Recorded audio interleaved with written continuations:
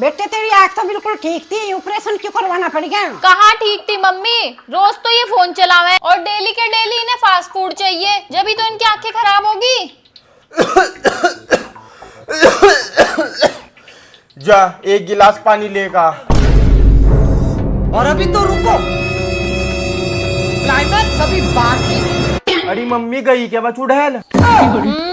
अरे मम्मी मेरी आंखें मोबाइल से खराब नहीं हुई, मैंने इसके घर वालों के बारे में कुछ बोल दिया था, इनने मेरे रात को आंखों में मिर्च डाल दी।